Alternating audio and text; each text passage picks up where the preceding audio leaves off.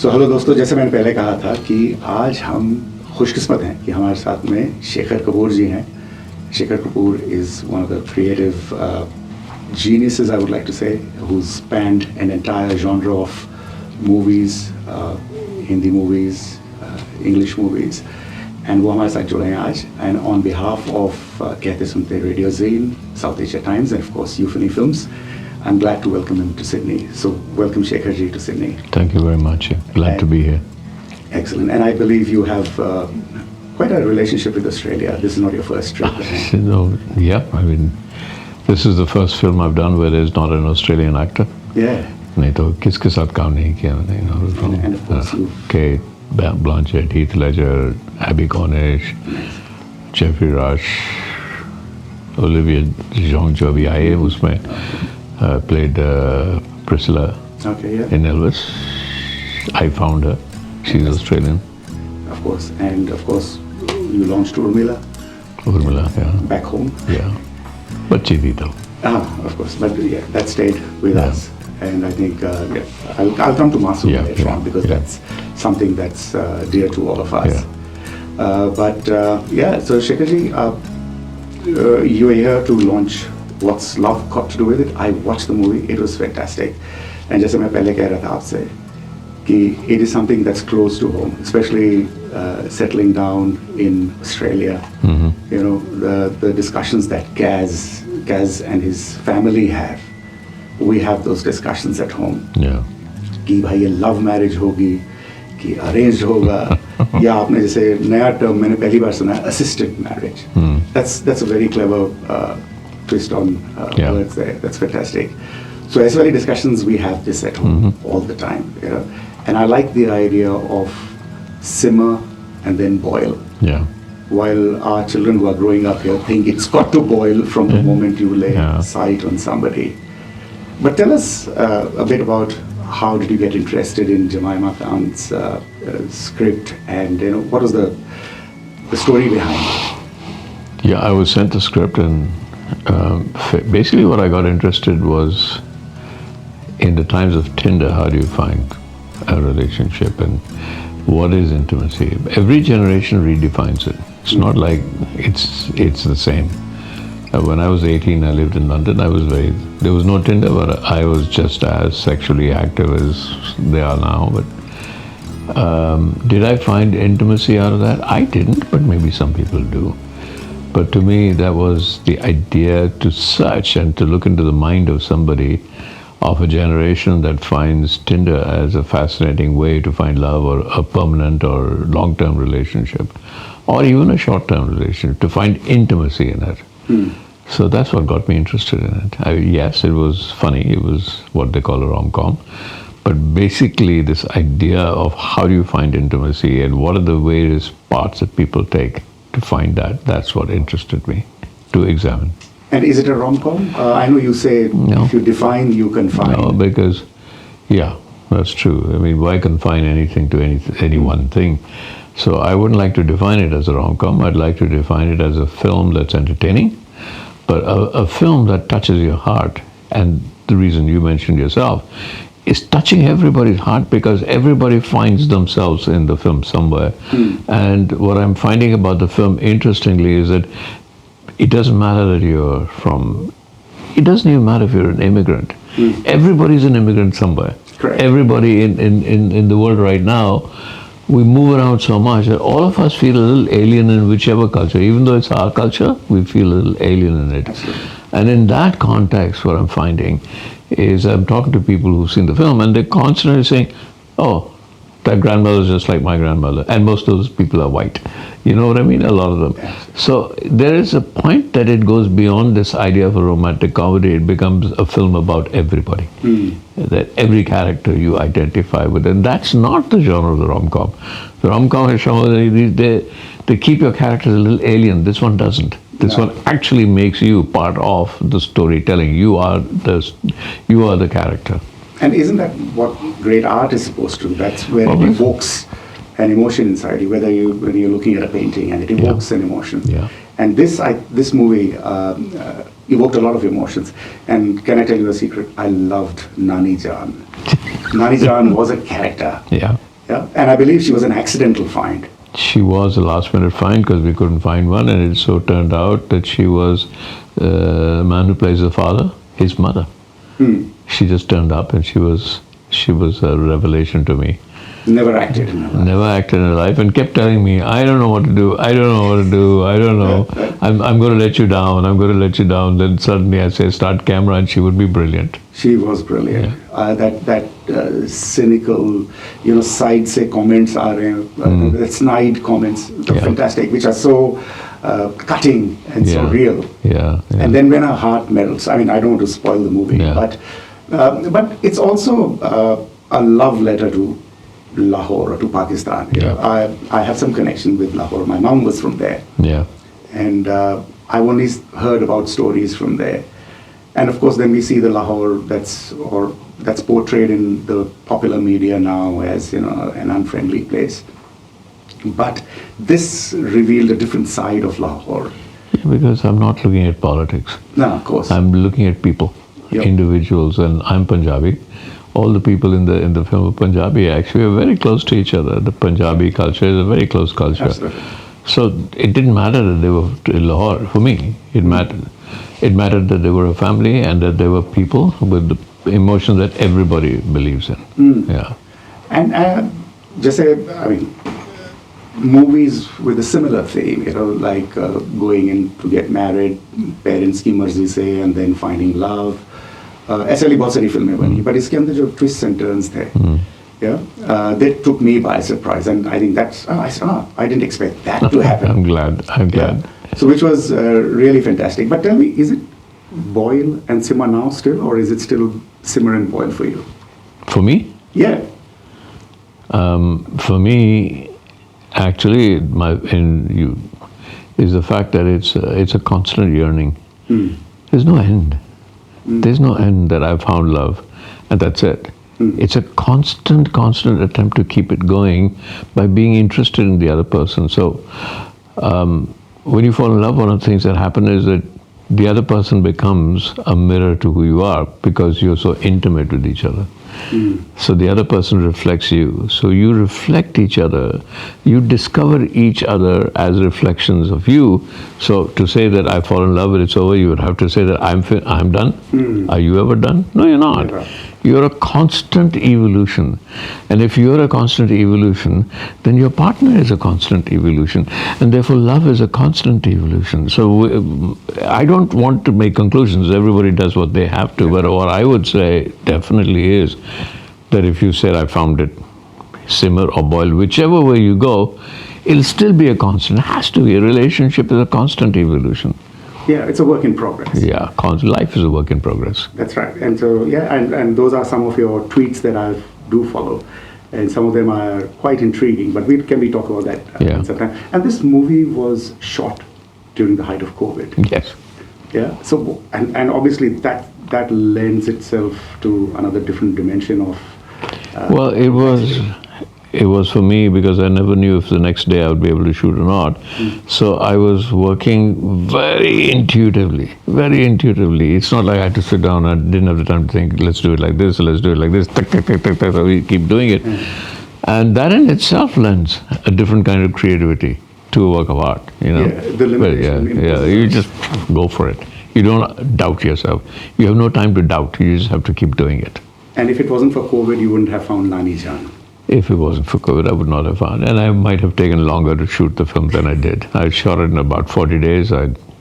Originally, they'd given me 60 days to shoot it, but I shot in 40. I knew that any time we could have been shut down. Let's just go do it quickly. Very slick. It was a very slick production. And I loved the Lahore. I mean, not just because of, and to watch Raat Fateh Ali Khan, that little cameo there.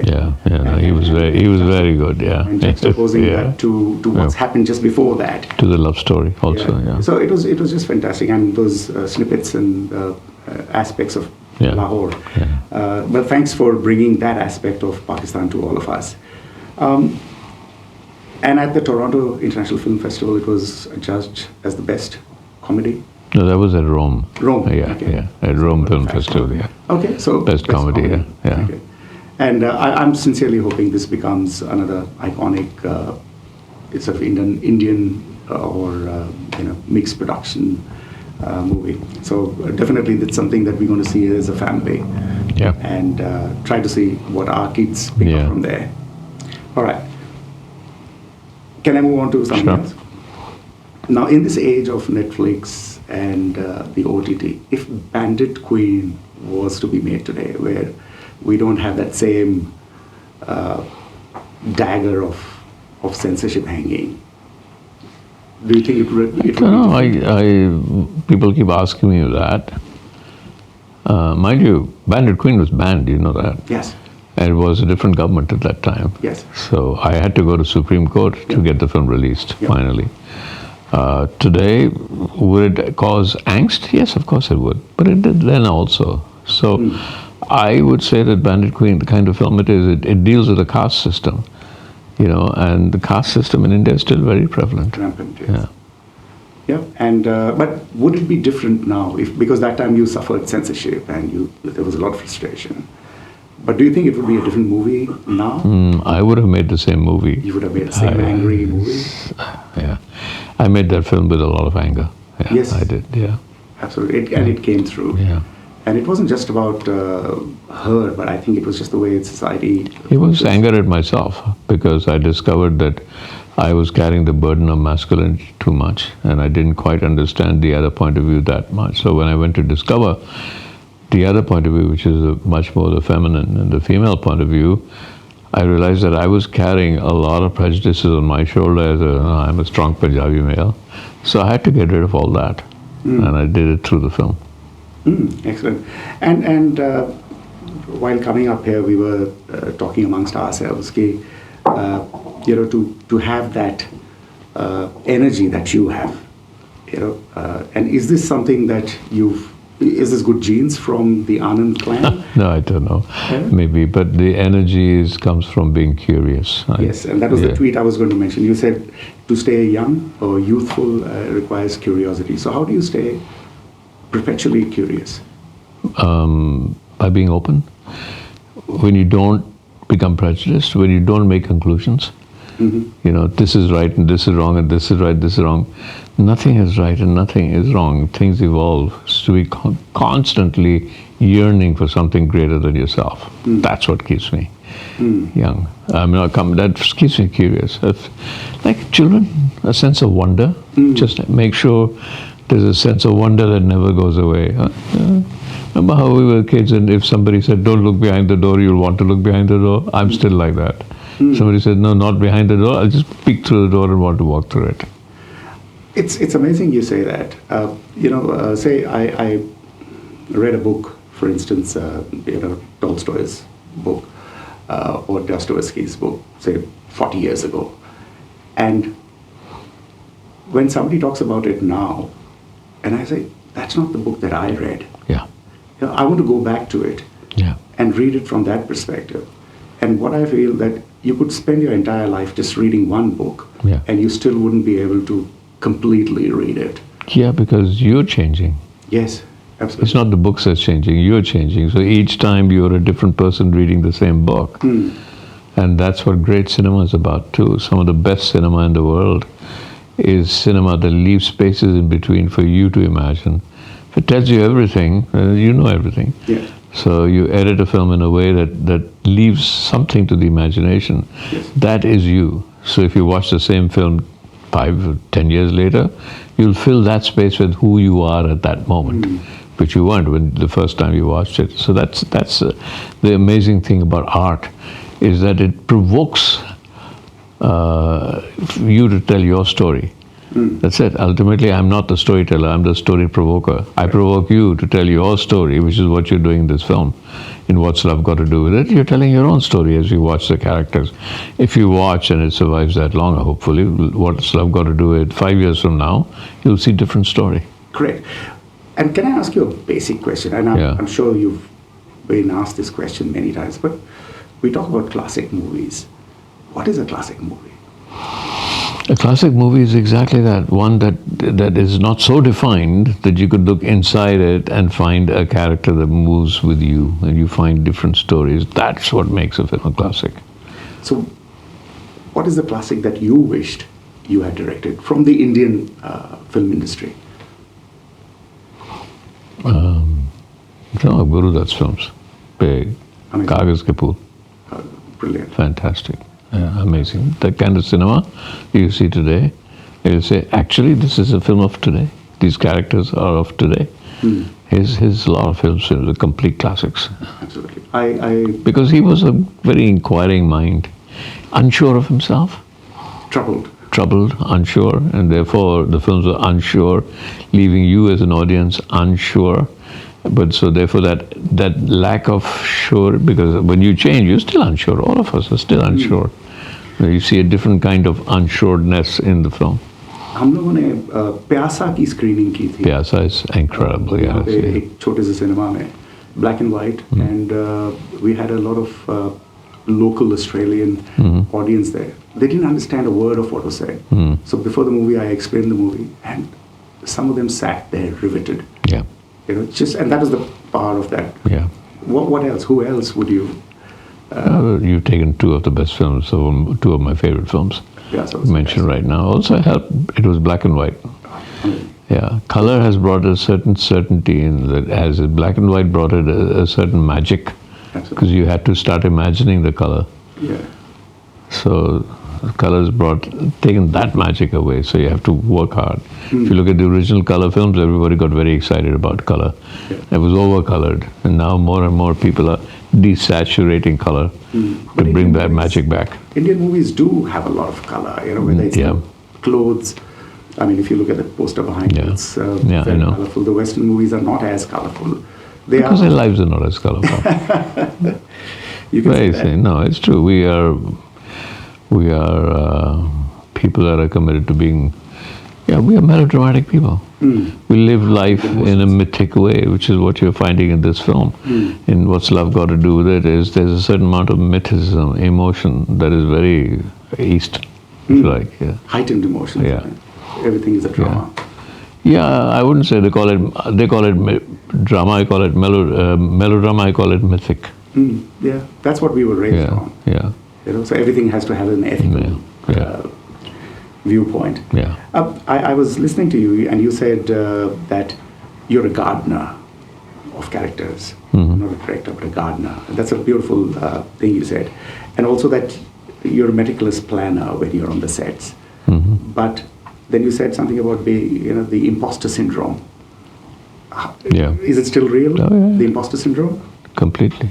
Yeah, and that obviously helps you. Yeah, it puts me into panic. What panic does is, if I don't feel panicky, I provoke panic in myself, because the panic takes away the ego. The more you're panicking, the less egoistic you are. I'm sure. That is a big ego system. So if I get into panic, the ego goes away. When the ego goes away, you suddenly observe other things. You're desperate to find other things. And then the moment, call it faith, call it God, call it the moment, everything, you see very clearly something is telling you something that you didn't understand before. That's what the moment does. Yeah, and that's what Jiddu also said. He said, if you see a snake at that moment, you're not theorizing. Yeah. You're just acting. Yeah. And it's pure action at that time. So how do you handle this imposter syndrome? I don't. You don't? I allow it to take over. Wow, that's a very vulnerable side to say. Yeah. And you're a vulnerable director? I'm a vulnerable human being. I might cover it up, but I'm very vulnerable. What you say, if you're not vulnerable, you won't be curious. You won't be full of wonder. Kids are very vulnerable, and therefore they give into curiosity. So it's not just being curious, it's giving into curiosity. It's not just being full of wonder, it's giving into wonder also. Submitting yourself. Yeah, submitting yourself to it. Yeah, and the politics of water, Pani, I mean, that's something that's again simmering. Is it still simmering? Oh yeah, it's definitely going to be my next film. Yeah? So the politics of water, it's very interesting. I'd heard this long time back, that the Fourth World War will happen over water. It's already happening. Yes, and that there are surreptitious ways that people are controlling water, and That's already happening. I mean, look, the war in Tibet is all about water. It's about the Brahmaputra. Okay. All right, so we look forward to that. Last couple of questions, if we still have a couple of minutes. Yeah. Opium, and Amitabh Ghosh is one of my favorite authors, and you were talking about how the British, used opium, and that was the start of the possible drug trade. It was a drug trade. It was the British and Americans. Yeah. And I'll never forget one statement. They said that free trade is a right by God, so you can't stop free trade. And therefore, if your people want opium, we're going to give them opium. If you take that bit, so then what's wrong? Why are they bombing Colombia?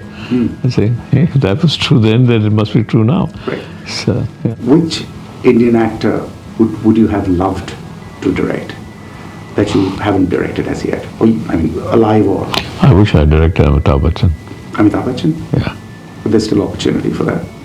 Maybe, yeah, possibly. All right. Okay. Thank you for your time. Thank you. Yeah, it was a pleasure. Thank you for your energy. Thanks. Thank you very I much. know you're tired. No, I'm not tired at all. I'm fine. Nice to see you. Thanks. Thank you. Good afternoon.